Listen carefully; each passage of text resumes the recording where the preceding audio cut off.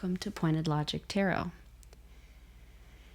Today's video is going to be sort of a response to the decks I wish had keywords video that Tarot Readings from a Bitch made, and that I then responded to with my own list of decks I wish had keywords.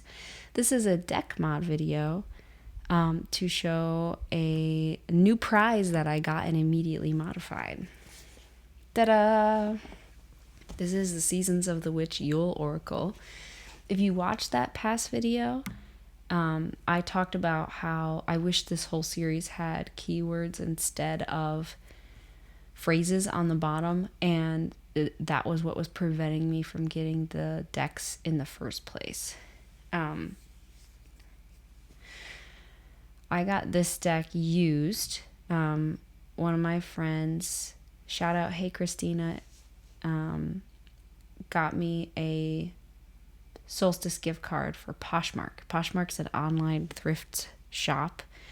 I think it's mostly US based, but I'm not certain.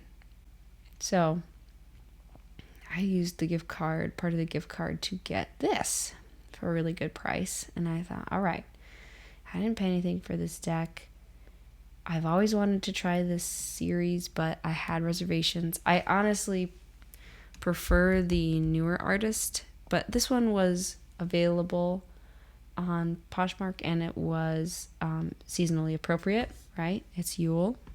So I thought, all right, I'll try it and I'll modify it and see if that works for me. And if I like it and using it modified, maybe I'll get the other ones in the series. So for those of you who haven't seen this series, and I don't know if that's anybody, it has a little phrase on the bottom of each card. And in the first two, maybe the first three, but I think it's just the first two, they were like called incantations and used kind of old-timey language, and the grammar of the old-timey language was not accurate, which is kind of also something that turned some people off and read a little bit funny. But it also has keywords in the guidebook and the incantation. So if you black out the incantation in the card, you do still have it available to you in the book, so you don't like lose content. And then you also have keywords already in here as a starting point for each card. Each of these decks in the series ties to one of the Wheel of the Year Sabbats, and there's 44 cards in each one of the decks. So I said, all right, let's try it. So I wanted to show you the mod and talk a little bit about it. And I would love to hear your thoughts on if it even looks good. I'm curious to see how it shows up on camera here. Okay, so what I decided to do was I spread out all the cards and I blacked out the phrase with a black Sharpie. And I set that on my table and then let it dry. And then after I did that, I wrote on it with a silver paint pen. And what I did was I wrote most of the keywords that are in the book. I do have a criticism of the book in that there were a lot of kind of repetitive keywords. A ton of them were like meditation, shadow work, intentions. And I want the cards to have a unique flavor throughout the deck. I don't think recurring keywords, unless the keyword kind of means different things in the circumstance or related to the art, I otherwise don't really like recurring keywords in a deck. So I tried my best to not have duplicate keywords by either coming up with something similar that I thought fit, or coming up with my own, or just cutting it out altogether. And for the first try, I think it turned out pretty good. I will say I don't know if I liked the paint pen, because, so something here is a good example. The paint pen shows up really well on the card itself. And the cards are glossy, but it showed up great, and it didn't like smear or anything. But it didn't show up as well and kind of smeared a little bit on the Sharpie, the dried Sharpie. So I think if I did this with another deck, I might try coloring in with Sharpie and then writing on top of it with another silver Sharpie instead of using the paint pens. On some of them, I tried blacking it out with the paint pen and then writing on it with the silver paint pen, but it got kind of gummy and that didn't work either. The nice thing is this glossy cardstock's really tough, so every card that I screwed up, and I feel like I messed up at least 5 or 6 of the cards, I was able to easily wipe off the entire mistake with isopropyl alcohol and some paper towel. I think isopropyl alcohol wipes would work fine too. So there are a few cards that I did more than once, and there's a couple of them that I did 3 times. But for the most part, I got it right on the first try. So it was kind of a cool experiment. This is why I was like willing to experiment on it. I didn't pay anything for this deck because I used gift money and I bought it used, so it was very affordable. But yeah, you see how it really pops on the card, but where I blacked out the stuff, it doesn't show up as well on the Sharpie. But I think it's quite readable. There's a few cards like this one where it's the blackout is noticeable, but for the most part, it's kind of, they darken it at the bottom, so it kind of blends in. So I don't know if that, please definitely let me know if you feel like that is too intrusive on the card art for it to be usable for you, if you would use something like this. The other thing is after the paint pen's dry, like you can just barely feel the texture of it, and you can't feel it at all on the when it's paint pen directly on the card, and they shuffle great. I haven't had a single bit of it wear off. I've written on a few other decks with the paint pens and it doesn't wear off. So like this one, I thought the keyword choice was weird, and so I wrote speak instead. Also, this gives you an opportunity to make a deck your own in some unique ways. So there were a few cards that said like things like God and Goddess or prayer and things I don't prefer in my Oracle decks. And rather than it being something that deters me from an Oracle deck, I just didn't use those keywords. I changed them and used what I wanted to use.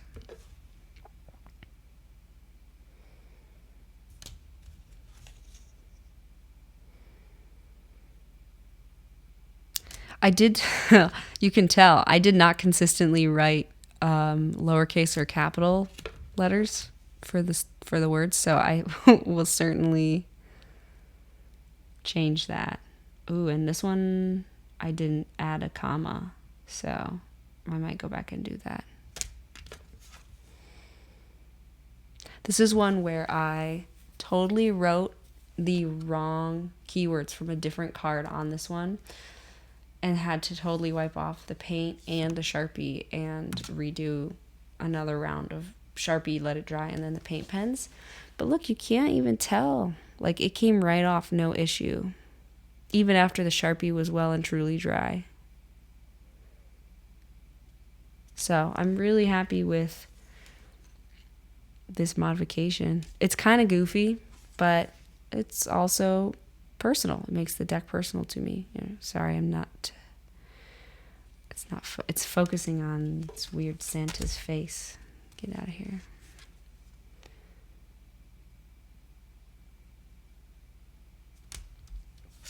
But I really like how the paint pens pop on the card, and I wish that, like, maybe what I could have done was black this out and then wrote the keywords elsewhere, but I didn't want to take out too much of the art because there's already this large chunk on the bottom that's dedicated for a space.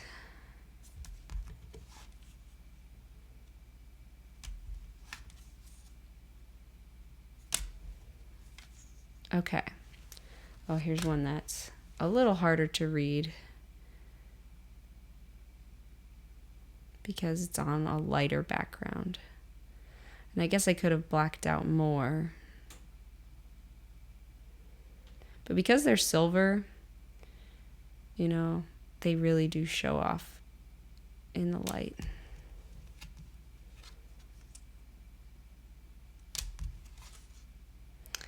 So, yeah, what do you think? Should I, for the next one, if I try this again, use a fine tip Sharpie or an ultra fine tip Sharpie in silver to write the words? If I write ultra fine, I think it would fit it more easily, but I don't know if that would be harder to read.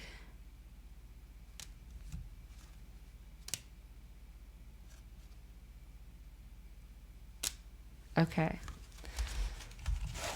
So the last thing I wanted to show real quick was just some pairs that pair well with this.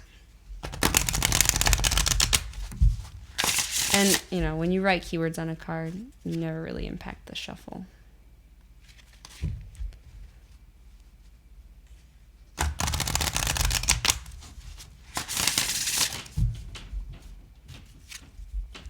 This is my preferred kind of mod because it's not super time intensive.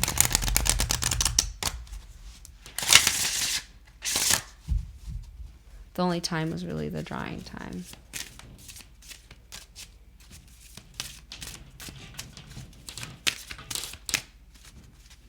Sorry for my creaky floor above me. Okay, so let me just show you what it looks like laid out. Let's do a spread from the book. There's a lot of spreads in the book. That's one of the things I do like about this series. Also, Rockpool has a page. I'll see if I can find the link and put it in the description, where there's like bonus content for these decks that you would get in the newsletter or whatever. But Rockpool has a page on the website with all of those content links. And you can open them and download spreads, journal pages, like all sorts of great stuff without even having to buy the deck or own the decks. It's just on Rockpool's website. So let's see here. Let's find a spread. What do we got? We got the Star Tarot spread, the Winter Care spread, Evergreen Wreath, Christmas Cross. New Year ahead. Okay, let's do the Evergreen Wreath spread. Where are you right now? What do you need to let go? What do you need to embrace? What's going to happen after taking these steps? So card number 1, Divination and Signs. Card number 2, Warmth, Light, Fire, and Home. So like with this one, Warmth, Light, and Fire were the keywords that they provided, and I added home because hearth and home. It's kind of just what I consider important in that card. What do you need to embrace? Acknowledgement and appreciation. And then gratitude itself is a good keyword. And finally, what will be the impact from these steps? The cold moon. Sorry for my lights on these glossy cards. Release, purge, nurturing, and resourcefulness. So, like the way I would read this is you're at a place where you're looking for direction, right? You're looking for a sign. Maybe you're doing divination, trying to find your path forward. What was the next prompt? I already forgot. What do I need to let go of? Warmth, light, fire, and home. So are you too attached to comfort? Like, do you need to get out of your comfort zone to help you get where you want to go? And is that sort of where, you know, you feel lost because you're just staying where it's easy and comfortable? Can you find hearth and home in yourself or as you like explore in the world? What do you need to embrace? Gratitude, acknowledgement, and appreciation. So acknowledge those that have helped you get as far as you've gotten. Also acknowledge yourself. Give yourself the kudos you deserve for the hard work you've put in to grow as a human and get where you've gone. And then, search for gratitude in your life to help you reach a state of appreciation of the present moment and appreciation in the little things. And then what will sort of result or be the fruits of this effort? Release, purge, nurturing, and resourcefulness. So this one is a couple of ways. You can either try and combine these keywords because they might feel a little bit not related, or pick and choose the one that sort of fits you. What does the cold moon mean to you? I also think it's interesting, so in the time I'm filming this, Yule is past, and we're sort of headed next to Imbolc. And sorry, I keep touching the cards. I'll stop doing that. The cold moon has happened, and right now, tonight is the full moon of the wolf moon. And there's a wolf in this card, so it's sort of like that period between the cold moon and the wolf moon. There is this release, and you need to nurture your inner resourcefulness, and that will help you find your direction. You have to sort of trust your own inner knowing. So that's how I would read it with just the keywords. And it's up to you, obviously, but if you feel like the incantations, or in the newer decks, the key phrase isn't as helpful or it's too limiting, try the keywords. I'm enjoying this so far. Okay, so now that we've tried looking at how they look in the spread, let's look at a couple of decks that might pair well with this.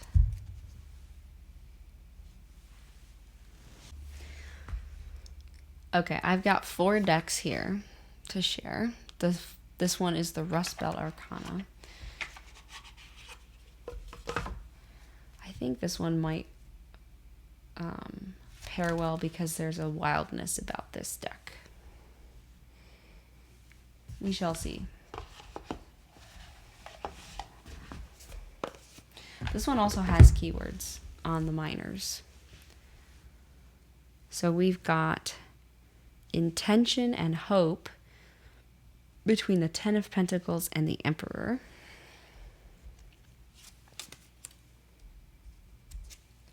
Peace, silence, and healing between the 6 of Swords and the 7 of Swords. Silence is one of the keywords on the deck. So that's kind of a neat match.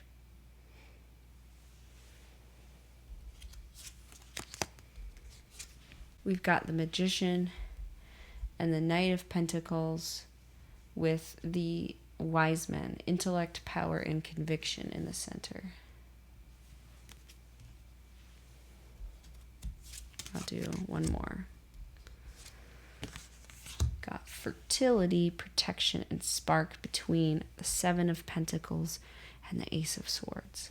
This is a really shadowy version of the 7 of Pentacles here, because the keywords are harvest and reap, but it is showing a parasitoid wasp eggs on a caterpillar. So the harvest is these little baby larvae, or well, they're eggs right now, but when they hatch, they will devour the caterpillar from the inside out. So that's kind of nuts.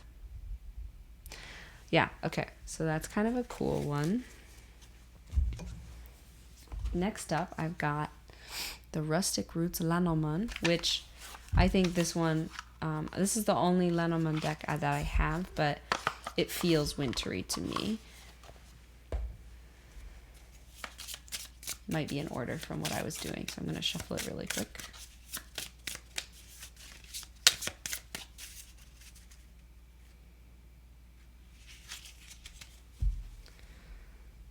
Okay. Crone, so wisdom, lessons, and honor between the heart and the ship. Banishment and charging between the ring and person. This has 2 extra significator cards. So there's man and woman, and then there's also person and seeker. Truth, history, and speak between woman and cross. I feel like that's really cool. You need to speak your truth and end this.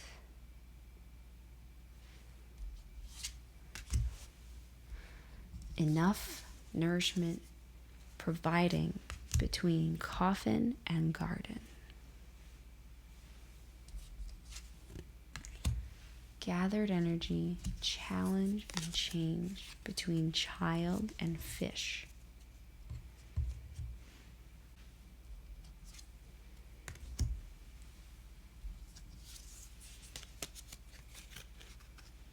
Release, purge, nurturing, and resourcefulness between clover and dog.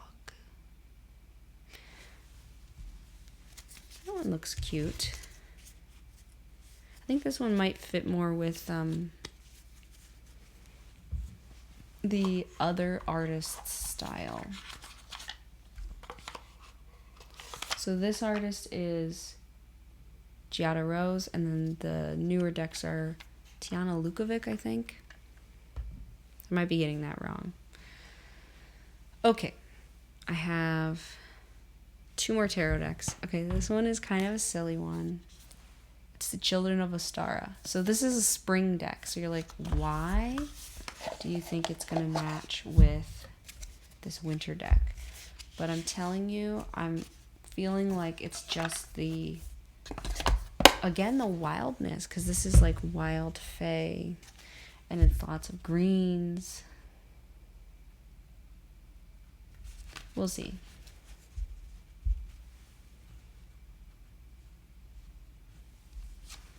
So we've got gratitude between the 10 of Swords and the 2 of Pentacles.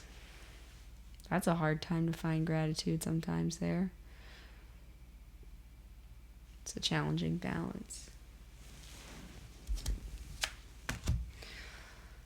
Divination and signs between the 10 of Wands and the 3 of Swords. This deck did not come to play. I feel like that's just how Zia Hunt's tarot decks are. Okay. Hearth between 2 of Swords and the 2 of Wands.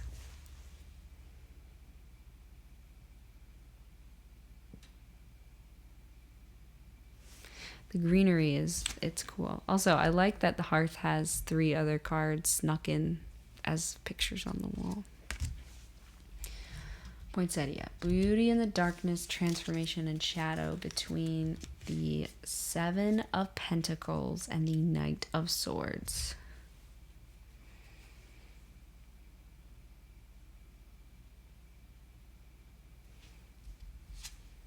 I kind of like this pairing. Maybe I'm just stubborn. What do you think? We got losing control, connection, partnership between the 9 of Cups and the 5 of Wands. That's such a fun reading, right? Like you're like falling in love, but also losing control, wish fulfilled, and competitive conflict. Uh-oh. Match made in heaven? I don't know. Okay, self-care between the Emperor and the 5 of Swords. One more. the unknown, potential, creativity, and risk, between strength and the King of Cups.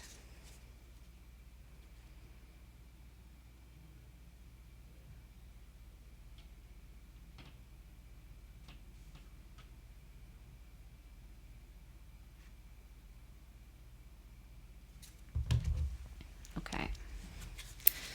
Last one, and this one I think makes sense. Probably is the best suited tarot that I have, like, as far as this deck goes.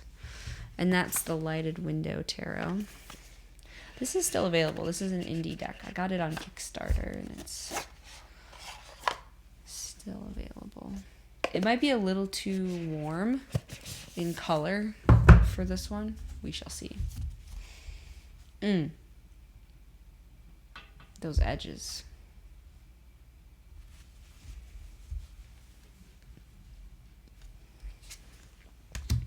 Strength, patience, and grounding, between the Two of Pentacles and the Queen of Cups. This is so cozy already. Ornaments, reflection, memories, and intent, between the Page of Pentacles and the Eight of Swords.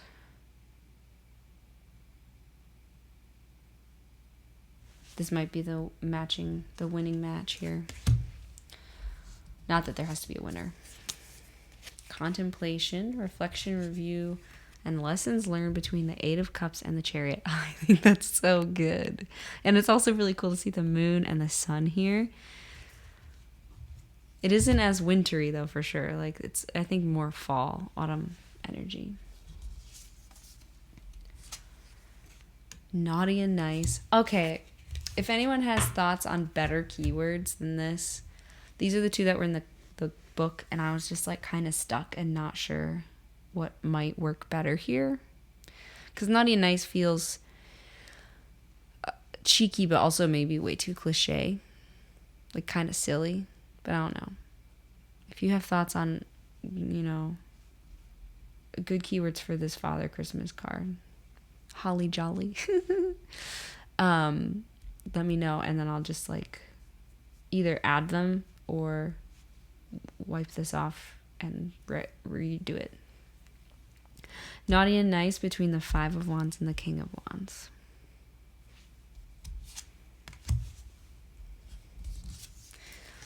Support, roots, and tradition, between the Four of Wands and the Three of Pentacles. Oh, that works so well. Look at these three flowers. I love that. And then I like how, here, obviously there's the like foundation you get in the four, but then there's also just like the two matches coming together here. Feels family.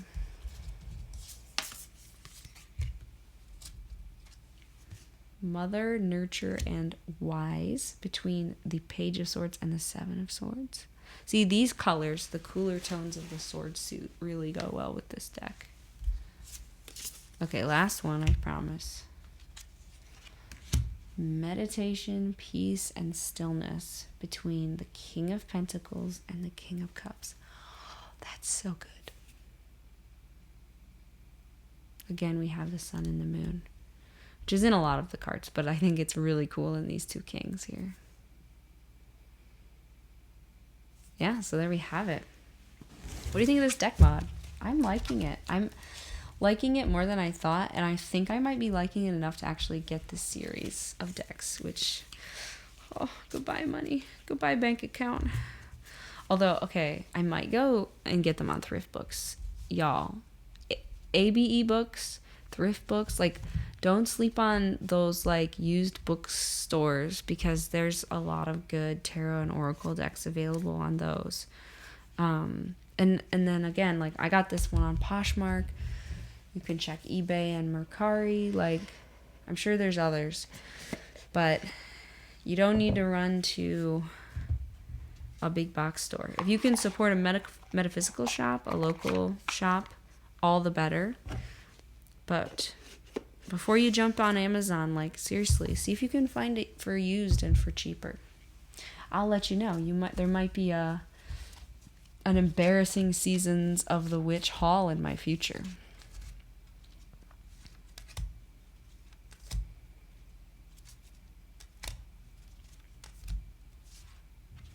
But yeah, that's my most recent deck mod. Thanks so much for watching, and take care.